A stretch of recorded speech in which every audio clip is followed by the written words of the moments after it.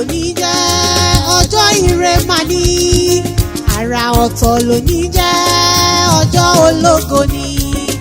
Àyájọ́ òní làbí Stella Abíọ́dún Ajíniran. Ọjọ́ ayọ̀ lóní jẹ́ ọjọ́ ire mà ní. Àrà ọ̀tọ̀ lóní jẹ́ ọjọ́ ológo ni. Àyájọ́ òní làbí Stella Abíọ́dún Ajíniran. Ẹni ó pọ́gọ́ta ọdún kì í ṣohun àwàdà. Kò ṣe é fọgbọ́n ṣe rárá, oore ọ̀fẹ́ Ọlọ́run mà ní. Ọjọ́ ọpẹ́ rẹ lónìí jẹ́ Stella Ajíniran o. Ọ̀rọ̀ bí ọpẹ́ kò ní kásẹ̀ lọ́ọ̀dẹ̀ rẹ. Mo tún ráyọ̀, ọjọ́ ayọ̀ lónìí jẹ́ ọjọ́ ire mà ní. Àrà ọ̀tọ̀ lónìí jẹ́ ọjọ́ ológo ni. Àyájọ́ òní làbí Stella Abíọ́dún Ajíniran.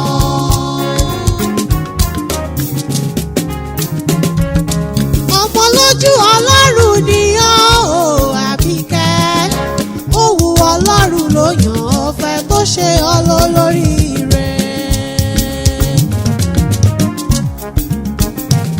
Ó ti gòkè ó onírẹ̀lẹ̀, ìbùkún Ọlọ́run Olódùmarè kò má ní dágbére fún ọ. Stella, ọjọ́ ayọ̀ lónìí jẹ́ ọjọ́ ire mà ní. Àrà ọ̀tọ̀ lónìí jẹ́ ọjọ́ ológo ni.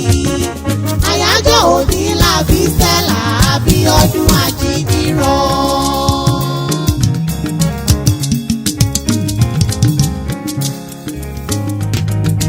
Torí kò jọmọ́ lójú Ọlọ́run Abíọ́dún, aburú kankan ò ní ọ́ ṣe.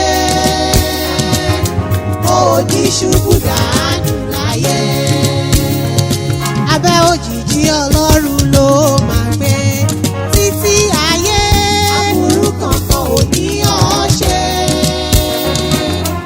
Ó ní ṣubú dànù láyé. Padà gbàdúgbò wa tẹ́lẹ̀ yìí pẹ́ lórúkọ Jésù Kristi. Aburú kankan ò ní ọ́ ṣe.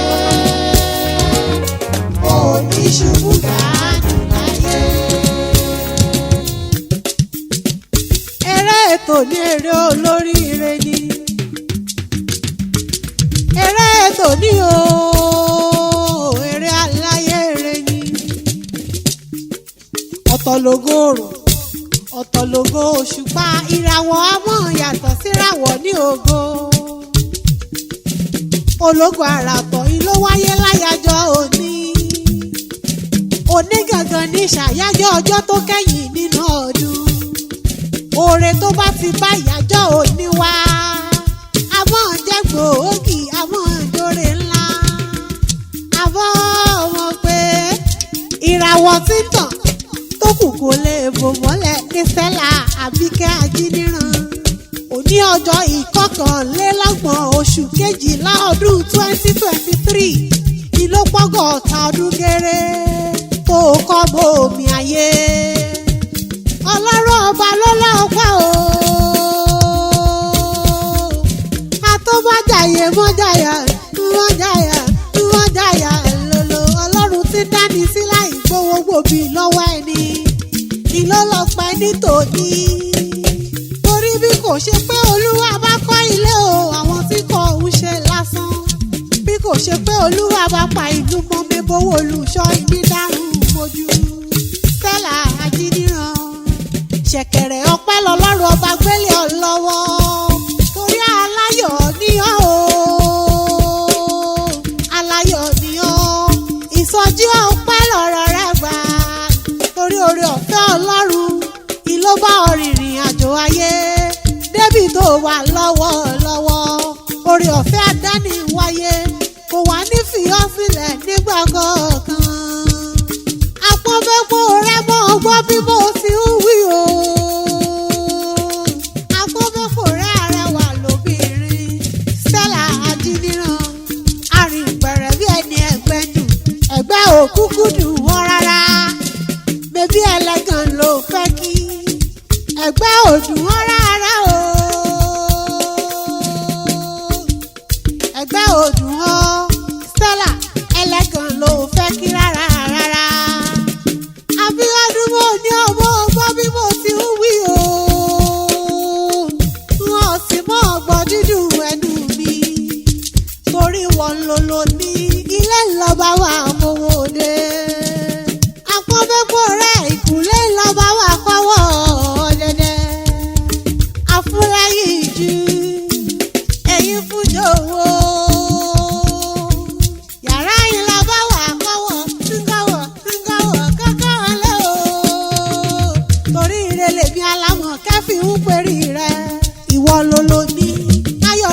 ní ìbànújẹ́ lórúkọ Ọlọ́run ọba.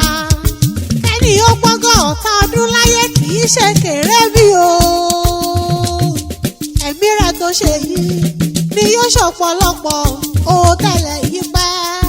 Ó fọwọ́ pawú wá sí ìtúfẹ́ èrìgì jòbí.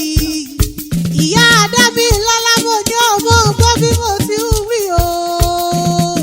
Ìyá Adámi láre Emmanuel, ìyá Samuel, mo ní ọmọ gbọ́ dídùn ẹ̀dùn mi. Ọlọ́run ọba ló kọ́ mi re sí ọ.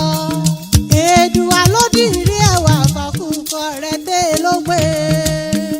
Ó yá kí n bá ọ délé o olóríire. Ó sì ìyá kárẹ̀ láwọn bàbá rẹ̀. Àbọ̀ ọmọ pé èmi mọ̀ lé bàbá tó bí ọlọ́mọ. Ìjẹ̀ṣà Iṣu Èkìtì níṣẹ́ lé bàbá rẹ̀. Èmi wọlé fáwọn bàbá rẹ̀ kí n tó wọlé wá. Ọmọ ẹ̀hàn Kìtìpá Ìjẹ̀ṣà kẹ́ ọmọ Jákì Ìjẹ̀ṣà mọ́dẹ̀yọ. Ọmọ ọlọ́dọ̀ àrògùn ròbẹ́. Ọmọ olókè lílàkè yìí tí mọ́tò láyà. Ọmọ ọmọlẹ̀ kan gbé ìforí òrùlé ní wọ́n pò kì í ilé àwọn bàbá rẹ̀. Ọmọ agbágbárè yìí òkè yálù. Àbọ̀ ọmọ pé Ìjẹ̀ṣà uṣu lulẹ̀ uṣu. Káà bọ́mọ mẹ́wòrán ayálé bẹ́ẹ̀ torí kú uṣu mọ́ bá a tààtàrà. Ọmọ wa o, ọmọ wa ọmọ ẹkùn, ọmọ oríire yìí dádé. Ọmọ ajísùn ajírèdí, ajífọ̀ ọjọ́ gbogbo dára bí ègbì. Ẹ̀yin lọmọ eléyìí kúnlẹ̀ àdéwúre. Wọ́n mọ̀ pé òòṣà òkè jẹ́ dàbí onílé yìí o. Bí wọ́n bá dàbí onílé yìí kọ́, ṣé wọ́n lè fi wá jọ onílé yìí ni? Ọmọ ọlọ́dún ìjọ mẹ́jọ mẹ́jọ. Ọmọ apàgbòṣọ̀fẹ̀ ó mú màlúù ṣọdún ìgbàgbọ́. Ọmọ aláàgọ́ àjìlú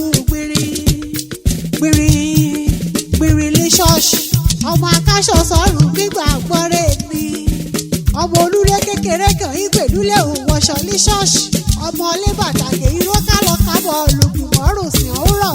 Ọmọ ilé bàtàkè irọ́ kálọ̀ kábọ̀ olùgbìmọ̀ rò sí ọ̀lẹ́gbà gbọ́. Ọmọ ajíbólú gbàlà sọ̀rọ̀ kẹ́lẹ́ bẹ́bí ni wọ́n ṣe. Èmi tún ṣe kọ́bọ́kọ́bọ́ òmòrè kọjá sílé ìyá rẹ̀. Torí àkì í nílé bàbá ká mọ́mọ́ nílé ìyá rárá. Ẹyẹ kì í fá apá kan fò nínú ayé bí o. Stella ó yá kárẹ̀lẹ̀ ìyá rẹ̀. Ọmọ àrìnyẹ èmi mò kì í lé ìyá tó bí ọlọ́mọ. Ọmọ olúri ùrí dẹ̀dẹ̀ ọ̀nà alẹ́ o. Ùrí síwájú òpó ùrí pè nígo. Ọmọ olóró gbùdùgbù ọ̀nà òrì. Òró kan bẹ̀rẹ̀ mọ́ kó ṣàṣì ìjìnà o. Ọmọ ùrí mojì ọmọ apá ànájàre. Ọmọ apàrà búbú ọmọ ojú mi nà bí kọ́dára rẹ̀ inú. Ọmọ aṣọ̀nà oko kọ̀ lẹ́yà sí. Ọmọ aláhéré lílá. Ọmọ aláhéré lílá ọ̀nà òrì. Ọ̀nà ìsásíkò òjò pa. Ọmọ alágbàdo rárá. Arimọ̀nà gbé sínú àgbàdo. Ọmọ pààtì bọ́ ó mú mi súlé iyán ó ti kéré ẹrù mọ́ mi. Ọmọ alábìdán àbìdán mú ọjọ́ bí. Ọmọ alábìdán lára igi so. Àbìdán kọṣẹ́ nínú ọ̀nì kọ́ sẹ́rù ayámọ́ ni. Ó ṣèyí gbẹ̀rẹ̀gẹ̀dẹ̀ ọkọ̀ mọ òrì sí. Ọmọ amíyán mọ̀dìmọ́dìyàn òjò. Ọmọ erin àdìgún bọ́. Wọ́n bá mi jà ọ́tọ́mọ̀ mi. Àbọ̀ ọmọ gbé Ìgèdè Èkìtì ilẹ̀ òkúṣù sí níṣẹ̀lẹ̀ ìyá tó bí ọlọ́mọ. Ọmọ ẹlẹ́mi Ìgèdè abádì ìyá ṣẹ̀rẹ̀kẹ́ o. Ẹlẹ́mi lígèdè líkìrì ìbàdí ìyá sìkì mo wí mẹ́rin sí iye omi. Mọ̀lọ́ ọmọ mọ̀lọ́ ọ̀sìn àmọ́ ilé mẹ́yọ̀ sí iye omi. Ọní láṣọ bòbò mú kí Ìgèdè ṣòro. Àgbókù ìmọ̀rì ònà mi ṣẹlẹ̀ wọ yuyuyu lórí èṣù. Ọmọ ẹlẹ́yẹ yìí ṣe wáyẹ̀ lórí èṣù o. Ebi nípàgbà Ìgèdè kan kẹ́yẹ orí èṣù ránṣun jẹ. Ọmọ òbí Ìgèdè arẹ kan bọ̀ ṣu. Ọmọ òdòjì Ìgèdè fọhùn ọkùnrin ni wọ́n gbòkì ilé ìyá rẹ̀. Kí n tó dárí wálé o, máa yà nílé ìyá rẹ̀. Ilé Barísàyà lókè Ṣáládó Èkìtì ní